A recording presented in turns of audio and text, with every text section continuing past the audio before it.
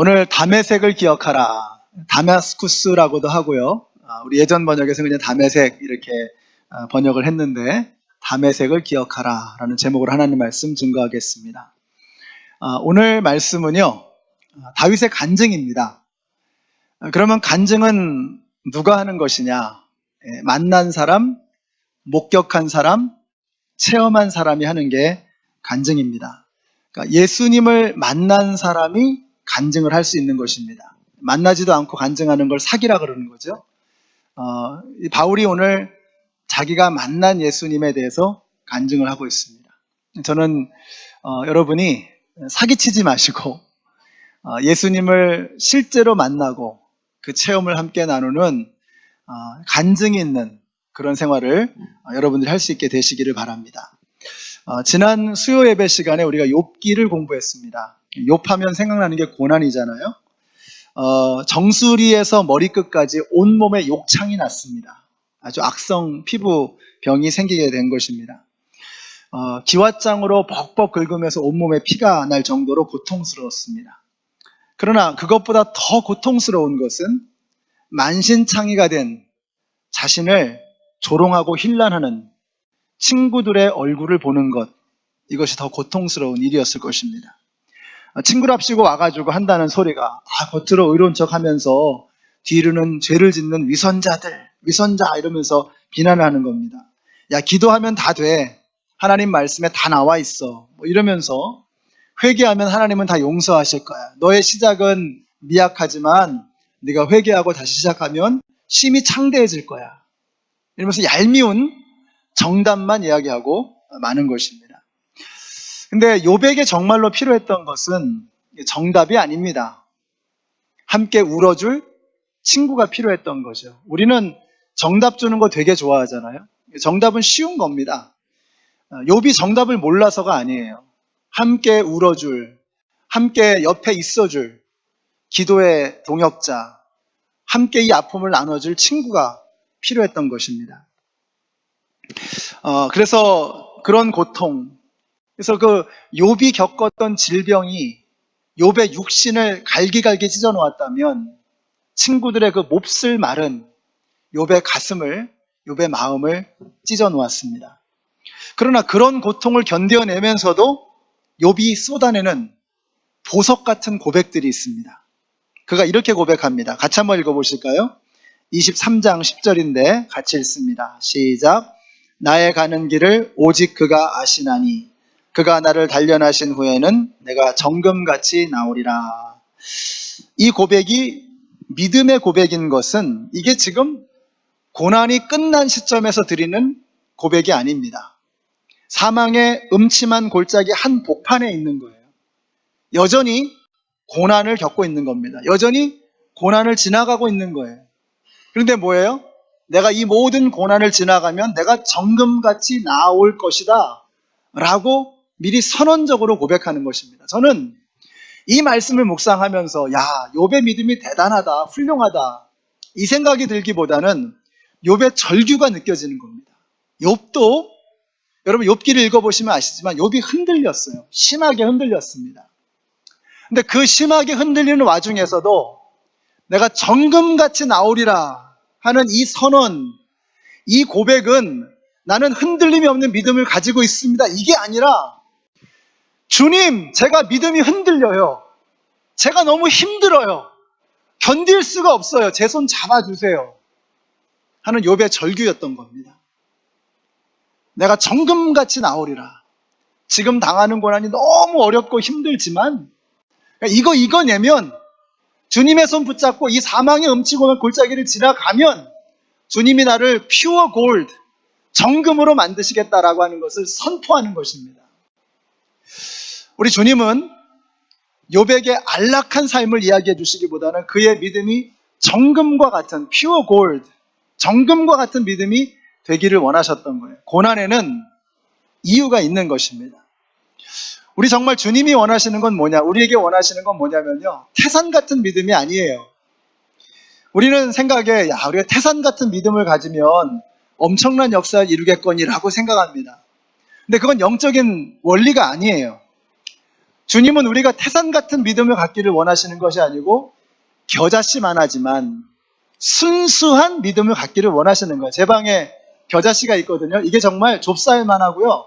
우리 눈곱보다도 조그매. 정말 보일 둥 말둥합니다. 근데 그 좁쌀만한 믿음, 겨자씨만한 믿음이라도 상관없다는 거예요. 그 믿음이 순수하기만 하면 pure gold. 그게 순수한 믿음이기만 하면 그 좁쌀만한 믿음이 산을 옮긴다는 거예요. 이게 영적인 원리입니다. 왜요? 산은 내가 옮기는 게 아니라 하나님께서 옮기시는 것이기 때문에. 우리 연합장로교회 성도님들에게 이런 믿음이 있게 되시기를 바랍니다. 레위기 1장에 보시면 레위기는 대단히 고통스러운 성경 말씀이죠. 근데 레위기 1장에 보면은요, 아주 익사이팅한 말씀이 나와요. 제사에 관한 말씀이 나오는데 황소로, 소로, 또 양으로, 염소로, 비둘기로 제물을 드리는 예배에 관한 말씀이 나옵니다. 근데 하나님 말씀 뭐냐면 제물의 크기는 상관없다는 거예요. 황소면 어떻고 양이면 어떻고 비둘기면 어떻고 형편대로 최선을 다해서 하나님 앞에 드리면 된다는 거예요. 근데 한 가지 조건이 있습니다. 황소든 염소든 또 뭐 비둘기든 상관없는데 한 가지 조건이 뭐냐면 그것이 흠 없는 순전한 것이어야 한다는 거예요. 주님이 원하시는 건 바로 그것입니다. 주님께서 우리에게 원하시는 거는 대단한 예배, 뭐 어마어마한 믿음의 역사 뭐 이런 게 아니라 pure gold, 정금과 같은 그 믿음, 겨자씨만 하지만 순수한 순도 100%의 믿음을 우리에게 원하시는 거예요. 주님이 원하시는 것은 크기가 아니라 믿음의 크기가 아니라 믿음의 순도인 것입니다. 욥이 지금 그와 같은 정금을 만들어가는 그 공정 가운데 있는 거예요. 정금을 만들기 위해서 어떻게 해야 됩니까? 이 금의 원재료를 막 깨부숴야 되잖아요. 망치로. 막 깨부수고 그것이 용광로를 뜨거운 용광로를 수도 없이 지나가게 되면 모든 불순물들이 다 빠져나가고 이제는 pure gold, 정금이 되는 거예요. 우리의 믿음도 마찬가지죠. 우리가 무슨 얼마나 순수한 믿음을 가지고 있겠습니까? 대단한 믿음도 아니지만 우리의 믿음은 참 불순해요. 하나님께서 왜 우리에게 고난을 주시나? 왜 우리에게 어려움을 주시는가? 왜 우리를 사망의 음침한 골짜기로 지나가게 하시는가? 우리의 그 불순한 믿음을 순도 100%의 정금으로 순수한 믿음으로 만들어가게 하시기 위한 것입니다. 욥이 이런 간증을 하는 거예요. 이 모든 고난을 다 지나간 다음에 욥이 잠잠히 하늘을 바라보며 이런 고백을 합니다. 우리 같이 한번 읽어보실까요? 시작. 전에는 내가 소문으로만 주님에 대해서 들었지만 이제는 저의 눈으로 주님을 봅니다. 이게 간증입니다. 간증이 뭐냐? 전에는 이러이러했는데 지금은 이러이러하다는 것입니다. 전에는 내가 소문으로 하나님에 대해서 들었어요. 아, 하나님은 이런 분이라고 하더라. 근데 이제는 내가 눈으로 주님을 보는 겁니다. 아마 욥이 고개를 들어서 하늘을 바라보면서 주님을 바라보면서 이 고백을 할 때에 욥의 눈에서 눈물이 흘렀을 것 같아요. 그 모든 고난을 다 지나가고 마음을 찢어놓는 친구들의 모습이 다 스쳐 지나가고 그리고 나서 모든 것이 고요해진 상태에서 잔잔히 하나님을 바라보면서 이제는 제가 눈으로 주님을 바라봅니다. 이 간증을 하는 거예요. 저와 여러분에게 이런 간증이 좀 있었으면 좋겠어요. 우리 신앙생활이 되게 밋밋하고 싱겁고 맹탕이잖아요. 왜 그래요? 간증이 없는 거예요. 주님을 만난 체험이 없는 것입니다. 자, 오늘 바울의 간증이 어떻게 시작이 되느냐? 이게 참 재밌습니다. 지난 시간에 바울이 유대인들에게 잡혀가지고 죽을 뻔했잖아요. 그때 로마 군사들이 개입을 하죠. 그래서 바울을 쇠사슬에 묶어가지고 불러매고 폭도들로부터 구해내오는 것입니다. 자, 그때 바울이 입이 근질근질한 거예요. 그래서 천부장에게, 로마의 군사 지휘관에게 이렇게 물어보면 제가 한 말씀 좀 드려도 되겠습니까? 하는 거예요. 근데 천부장이 그 바울의 말에 귀를 기울이고 그에게 기회를 줍니다. 다시 말하면 바울의 말이 천부장에게 전달이 된 거예요. 이유가 뭘까요? 그가 그리스 말로 했다는 거예요. 그리스 말로. 자, 이제 바울이 기회를 얻어서 간증을 하는 거예요. 동포 여러분 하면서 간증을 하는데 그 시끌벅적하던 폭동의 현장에서 모든 사람들이 바울의 말에 귀를 기울인 겁니다. 이유가 뭐죠? 그가 히브리 말로 간증을 하는 것입니다. 그러니까 로마의 군사에게는 그리스 말로, 그리고 유대인 동족들에게는 히브리 말로, 자기네 언어로 그렇게 이야기를 하는 거예요. 자, 여러분이 이 말씀을 들으면서 무슨 생각이 드세요? 아, 우리가 한글 학교 열심히 해야 되겠다. 이런 생각 드세요? 그런 생각 저도 들었습니다. 근데 더 중요한 건 뭐냐면 들리는 언어가 있다는 거예요. 들리는 언어. 들리는 언어로 말해야 된다는 거예요. 우리가 막 시끌벅적하게 큰 소리 고래고래 고함치면서 이야기하지만 상대방에게는 전혀 들리지 않는 소리가 있어요. 소음 같은 그런 말들. 심지어는 서로 이야기를 하는데 제가 통역관으로 가는 때가 있어요. 근데 두 사람 다 한국분이야. 한국말을 하는데 말이 안 통해요. 통역관으로, 중재자로 제가 가야 될 때가 있어요. 그러니까 같은 나라 랭귀지를 말하는데 말이 안 통하는 거예요. 우리에게는요, 상대방을 배려하고 이해할 수 있는 공감 능력이 필요합니다. 좀 공감을 해야 되는데 내 입장에서 내가 하고 싶은 말만 쏟아내는 거죠.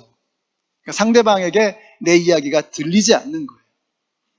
사도 바울이 로마 군사에게는 그리스 말을 하고 또 유대 동포들에게는 히브리 말을 한 것을 보면 그가 공감 능력이 참 뛰어났구나 하는 것을 느낄 수가 있어요. 아, 상대방에게 어떻게 말을 해야 들리는가 하는 것을 바울은 알고 있었던 거죠. 그뿐만이 아니었습니다. 사도 바울의 말이 그 폭도로 변해버린 유대인들에게 그의 말이 들릴 수 있었던 것은요, 그의 마음이 전달됐기 때문이에요. 자, 그래서 오늘 말씀해 보니까 동포 여러분 하면서 이야기를 해요. 동포 여러분. 근데 이게 되게 이상한 겁니다. 한번 가만히 생각해 보세요. 지금 이 현장이 어떤 현장이에요? 지금 사도 바울이 이야기를 하는 이 대상이 누굽니까? 사도 바울을 흠씬 두들겨 팼던, 사도 바울에게 어마어마한 폭력을 행사하고 그를 죽이려고 했던 사람들입니다. 머리끄댕이 잡고 뭐 니킥 날리고 뭐 주먹질하고 코피 터트리고, 지금 바울이 그렇게 맞고 지금 거의 죽을 뻔한 상태까지 온 거예요. 그런데 바울이 떨리는 목소리로 동포 여러분, 제 말 좀 들어봐 주세요. 이 바울의 음성에 그의 진심이 담겨 있는 거예요. 그리고 그 진심을 듣는 유대인들이 느끼는 것입니다. 여러분, 사도 바울이 지금 예루살렘에 왜 왔습니까? 예루살렘 교회가 극심한 가난과 어려움에 처하니까 구제 헌금 모아가지고 온 거예요. 죽을 거 각오하고 온 겁니다. 또 왜 왔어요? 바울이 지금 막 세계를 다니면서, 지중해를 다니면서 복음을 전하는데 정작 자기 민족들은 예수님을 거부하고 있는 거예요. 아니, 이방 사람들은 막 예수 믿겠다고 손들고 주님 앞에 나오는데 유대인들은 예수님을 거부하고 있는 거예요. 이게 바울의 가슴을 찢어놓는 거예요. 내가 지금 뭐 하고 있나? 내 동족들은 죽어가는데 이방인들은 지금 하나님 앞에 나오는데 동족들이 지금 죽어가는 거예요. 멸망을 향해 달려가는 거예요. 이걸 견딜 수가 없었어요. 로마서 9장에 보면 바울이 이렇게 고백을 합니다. 내 혈육, 내 동족을 위해서라면 나 자신이 저주를 받아 그리스도에게서 끊쳐질지라도 나는 한이 없습니다. 무슨 말입니까? 내가 죽어도 상관없다. 내 동족에게 복음을 전할 수 있다면, 내 동족이 예수님을 믿을 수 있다면 내 생명은 귀하지도 않다는 거예요. 아무것도 아니라는 거예요. 그만큼 사도 바울은 동족을 사랑했던 거예요. 그 마음이, 그 진심이 이 동족들에게 동포 여러분, 내 말 좀 들어보소 할 때 그 음성 가운데 묻어놨던 거예요. 그러니까 그 폭도들이 막 아우성치고 바울을 죽이려고 했던 이 사람들이 바울의 말에 귀를 기울이는 것입니다. 우리가 왜 서로 소통이 되지 않을까? 왜 서로 이야기가 서로의 마음에게 전달되지 않을까? 진심을 담지 않는 것입니다. 상대방의 귀에 들리는 말을 하지 않고 내가 하고 싶은 말만 하는 거예요. 부부간에도 마찬가지입니다.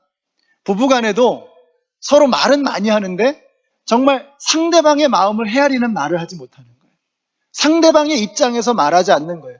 프리퀀시가 다른 거예요. 주파수가 안 맞아가지고 그게 서로가 말하는 것이 그냥 소음으로 끝나버리는 거예요. 엉뚱한 소리가 돼버리는 거예요. 내가 말했잖아. 아니 언제 말했어? 서로 이게 소통이 안 되는 거예요. 왜 그렇습니까? 상대방을 배려하지 않으니까. 왜 그래요? 그 안에 진심이 담겨 있지 않으니까. 여러분, 우리의 말이 얼마나 파워풀한지 아세요? 우리의 말 한마디 때문에 사람이 죽고 우리의 말 하나 때문에 사람이 살 수도 있어요. 우리의 말은 대단히 강력한 것입니다.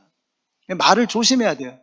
상대방에게 들리는 말, 상대방의 마음을 터치할 수 있는 말이 돼야 돼요. 바울이 그걸 했다는 거예요. 공감 능력입니다. 공감 능력이.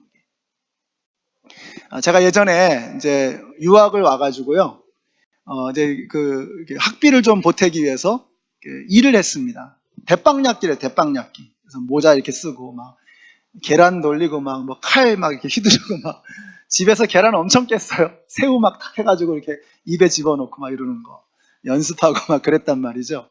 그리고 나서 이제 일본 식당 주방에서 요즘에 일본말 쓰면 안 되는데 시다바리, 마음에 확 와닿죠. 시다바리. 주방 보조를 제가 했는데 우리 주방장이 굉장히 좋은 분이셨어요. 근데 이분이 손님이 많아지고 막 이렇게 그릴에서 막 불이 막 올라오고 막 주문이 밀리면 이분이 갑자기 괴물이 돼요. 입에서 막 험악한 말이 나와요. 제가 그때 깨달았어요. 이게 내 눈앞에 보이는 이 일이 막 밀리고 내 눈앞에 있는 일이 커지면 사람이 안 보이는 거구나, 이런 생각이 드는 거예요. 우리가 그런 우를 얼마나 많이 범합니까? 일만 보이고 사람이 안 보이는 거예요. 그러면 사람 죽는 겁니다. 내 말 때문에 내가 괴물이 되는 거예요. 괴물이. 그 사람이 그런 사람이 아닌데 일만 보이면, 사람이 안 보이면 내 말 때문에, 내 행동 때문에 많은 사람이 다치게 되는 거예요. 그래서 제 아내가 저 때문에 많이 다칩니다. 제가 이제 설교를 이제 막 준비하고 한참 집중할 때는 아무 소리 안 들리거든요. 굉장히 신경이 예민해져 있거든요. 그럼 이제 막 제가 이렇게 분풀이 할 수 있는 대상이 제 아내밖에 없는 거예요. 그래서 저 때문에 아내가 많이, 그러니까 제가 괴물이 되는 거죠. 이렇게 여러분 보실 때 멀쩡해 보이지만 제가 또 제 아내한테는 이렇게 별로 크레딧이, 너무 미안한 일이 너무 많은 거예요. 근데 우리가 그런 거예요. 일이, 내 앞에 일이 너무 소중해 보이고 그게 중요해지면 그 일보다 훨씬 더 중요한, 비교도 할 수 없이 소중한 사람이 안 보이고, 그러면 내가 괴물이 되는 거예요. 우리 연합장로교회 성도 여러분, 우리는 사람을 볼 수 있어야 됩니다. 사람이 눈에 들어와야 돼요. 예수님이 그걸 위해서 오셨잖아요. 이 땅에 예수님 왜 오셨어요? 사람 살리려고 오셨잖아요. 그러니까 교회는 사람을 살리는 곳이어야 하고 사람을 볼 수 있어야 돼요. 일 말고, 일은 좀 줄여도 괜찮아요. 일은 좀 덜 해도 괜찮아요. 그것 때문에 사람 다치면 말짱 황입니다. 황. 헛겁니다. 헛거. 그래서 우리 연합장로교 성도님들이 여러분이 바빠질수록 잠깐 멈추세요. 내가 이거 일이 많아져가지고 사람 다치는 거 아니야? 내 주위에 있는 가족들이나 친구들 다치게 하는 거 아니야? 돌아볼 수 있어야 됩니다. 그래서 여러분이 서로 소통할 수 있게 되시기를 바라고, 여러분의 말이 사람을 죽이는 말이 아니라 사람을 살리는 말을 할 수 있는 생명의 도구들이 되시기를 우리 예수님의 이름으로 축원합니다. 이제 바울이 간증을 시작하는데 이런 내용이에요. 전에는 내가 예수 믿는 사람들을 죽이던 사람인데 이제는 달라졌다는 겁니다. 그래서 간증이 뭐냐? 간증은요, 아주 심플해요. 제가 그림으로 보여드리면 이게 간증이구나. 이게 간증입니다. 네. 이분이 사용 전과 사용 후를 경험하시고 얼마나 간증을 하러 다니시겠어요. 내가 이거 썼더니 막 이거 봐 이러면서 예수를 믿기 전과 예수를 믿고 난 다음에 이거를 이걸 말하는 게 간증이에요. 내가 예수 믿기 전에는 이 모양이었는데 이렇게 예수님 만났고 믿고 나니까 이렇게 바뀌더라. 간증에 뭐 딴 거 들어갈 거 없어요. 바울이 뭐라 그래요? 내가 예수 믿기 전에는 가말리엘 문화에서 열심히 율법 공부하던 바리새인이었다는 거예요. 그러니까 얼마나 열심히, 얼마나 뛰어난 성경 박사입니까? 근데 이렇게 공부 많이 한 사람들이 대부분 행동력이 없거든요. 실천력이 부족하거든요. 근데 바울은 그렇지 않았어요. 얼마나 열심히 대단한지. 예수 믿는 사람들을 죽이기 위해서, 자기가 사랑하는 하나님의 말씀에 위배된다고 생각하는 사람들을 처단하기 위해서 저 멀리 다메섹까지 달려가고 있는 중이었던 거예요. 바울은 그런 사람이었습니다. 근데 그 다메섹으로 가던 도중에 갑자기 예수님을 만나게 된 거예요. 호련히 하늘에서 빛이 비추게 된 겁니다. 근데 이게 중요합니다.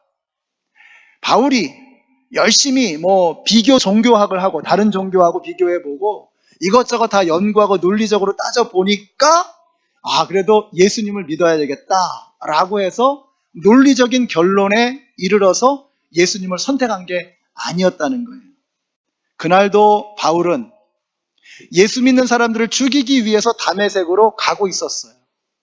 아무 생각 없이 가고 있었습니다. 어떻게 하면 효과적으로 죽일 수 있을까? 어떻게 하면 효과적으로 발굴해낼 수 있을까? 색출해낼 수 있을까? 요 생각을 하고 가고 있었던 겁니다. 근데 하늘에서 호련히 하나님께서 빛을 비춰주신 거예요. 예수님이 찾아오신 거예요. 내가 예수님에게로 간 것이 아니라 예수님이 나에게로 오셨다는 것입니다. 여러분, 이것이 바로 하나님의 은혜입니다. 나를 찾아오신 그 예수님을 거부하지 않고 그분을 맞아들이는 것, 이것이 믿음입니다. 그래서 여러분, 이 그림을 한번 보세요. 이게 요한계시록 3장 20절의 말씀인데 유명한 그림이라고 그래요. 한번 3장 20절의 말씀을 같이 한번 읽어보실까요? 볼지어다, 시작. 볼지어다, 내가 문 밖에 서서 두드리노니 누구든지 내 음성을 듣고 문을 열면 내가 그에게로 들어가 그로 더불어 먹고 그는 나로 더불어 먹으리라. 이 문의 그림을 보시면 손잡이가 없잖아요. 그러니까 예수님이 손잡이를 그냥 끌어당기고 문 부시고 들어오시는 게 아니라는 거죠. 예수님이 문을 두드리시는 거예요. 나는 저 안에서 그냥 안락한 내 나름대로의 삶을 살고 있는데 어느 날 예수님이 찾아오신 거죠. 찾아오셔서 문을 두드리시는 겁니다.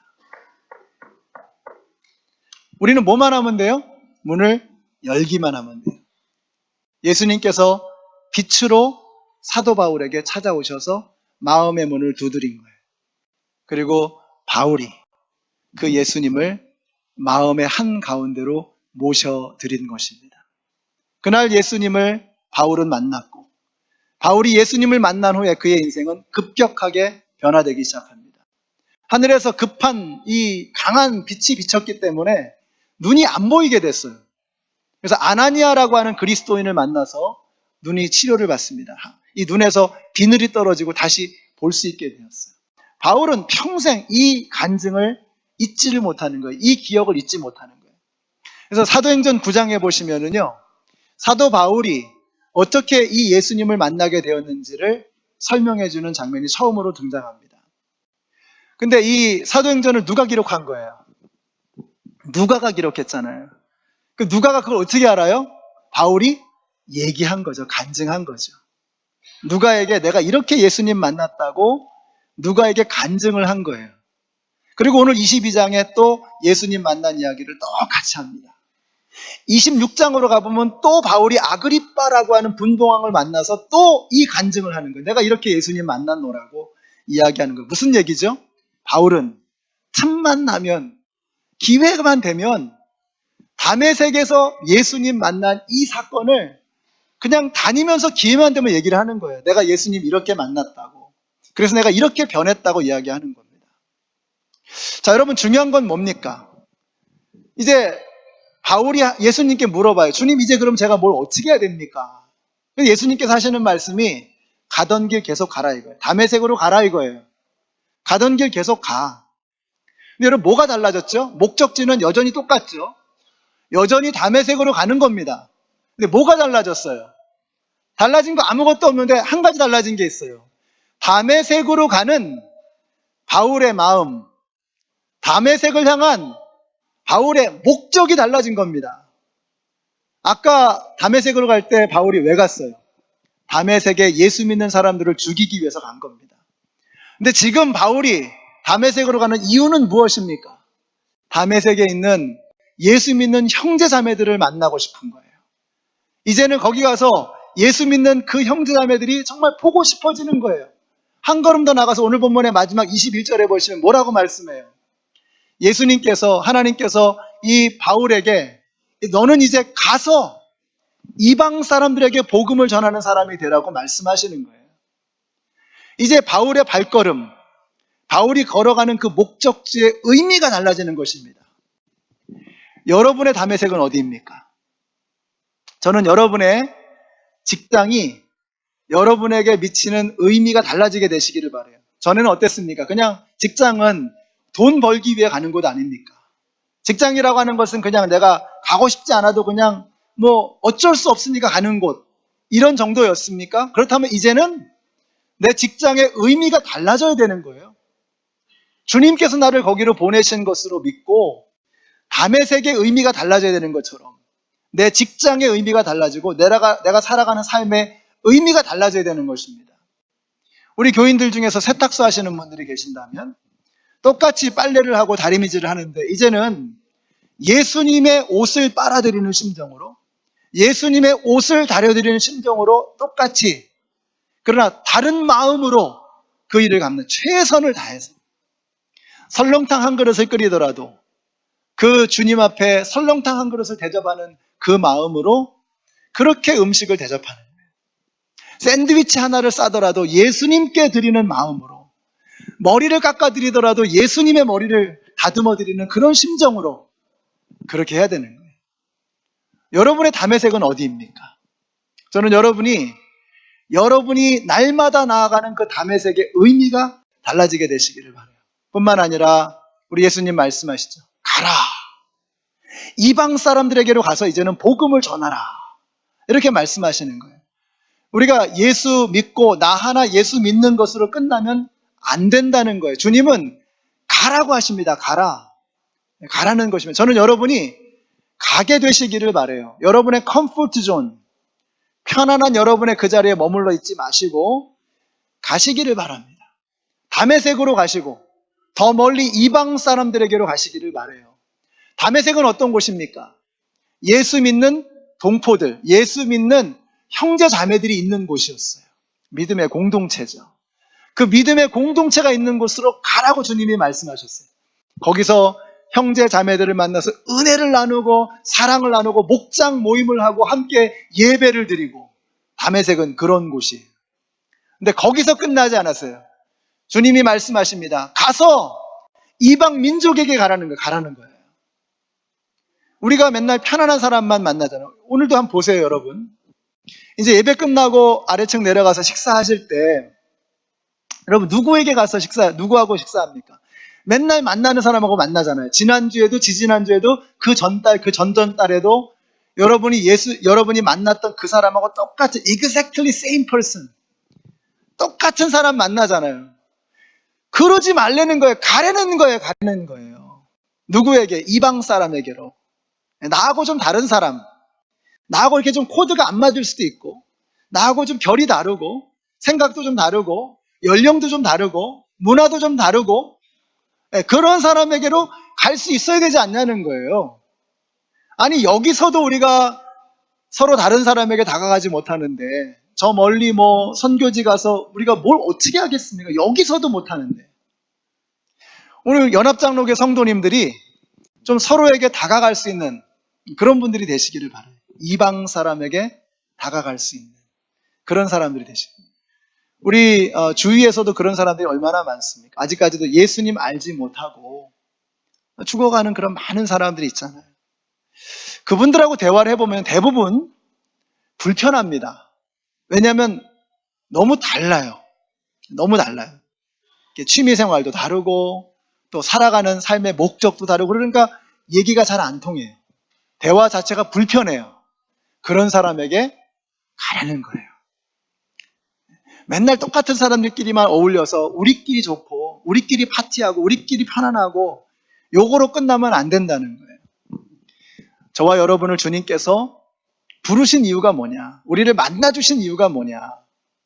우리가 예수님을 만나서 영원한 생명을 얻는 것, 가장 중요한 것이고 첫 번째 일어나야 될 사건입니다. 네, 거기서 끝나면 안 된다는 거예요.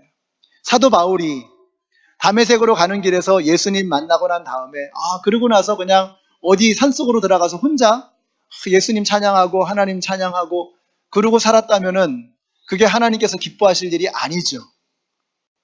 바울에게 말씀하시잖아요. 다메섹으로 가라. 믿음의 공동체를 만나라는 거예요. 그리고 또 말씀하세요. 가서 이방 민족에게 복음을 전하라는 거예요. 너 하나 예수 믿는 것으로 끝나지 말고 또 하나의 열매를 맺기를 주님은 원하신다는 거예요.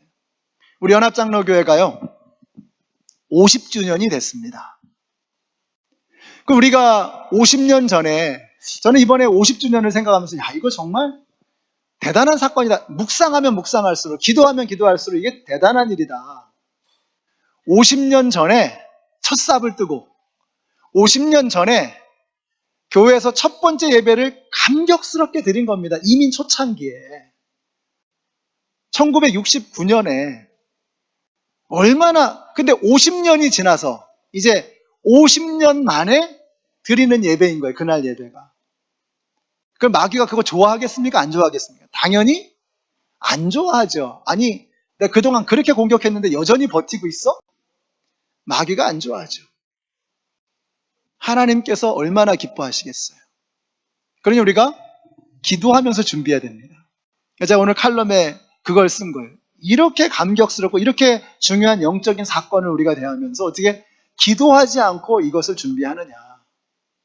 하나님께서 50주년 감사 축제를 드리기 전주에 부응해 주시는 것도 저는 대단히 중요한 영적인 사건이 의미가 있다고 생각합니다. 준비하라는 거예요. 영적으로 준비되어 있어야 하나님 앞에 감사드리고 이제 51년째를 맞이할 수 있게 된다는 거예요. 이게 여기서 뭐 축제하고 우리끼리 잔치하고 뭐 맛있는 거 먹고 그러고 끝나면 아무런 의미가 없는 거죠. 주님은 우리 교회를 통해서 또 하나의 열매를 맺기를 원하시는 거예요. 바울처럼 하나님께서 마음껏 들어 사용하시는 주님의 도구, 주님의 병기, 주님의 연장, 주님의 사람들이 되기를 원하시는 것입니다. 사랑하는 연합장로교 성도 여러분, 우리 이제 나 하나 예수 믿는 것으로 끝내지 마시고 오늘 예수님 여러분 찾아오셔서 마음의 문을 똑똑똑 두들기시잖아요. 아직까지 예수님 영접하지 않으신 분이 계신다면 그 예수님을 맞아들이시기 바랍니다. 문만 열면 돼요. 주님이 비집고 들어오십니다. 그리고 이미 예수님을 믿는 분이 믿고 계신다고 한다면 여러분 예수 믿는 것으로 끝나시면 안 돼요. 그건 주님이 기뻐하시는 삶의 모습이 아닙니다. 또 하나의 열매를 맺어가요. 또 다른 열매가 우리를 통해서 맺혀져야 하는 것입니다. 이 주님의 부르심에 순종할 수 있는 우리 모두가 되시기를 예수님의 이름으로 축원합니다. 기도하겠습니다.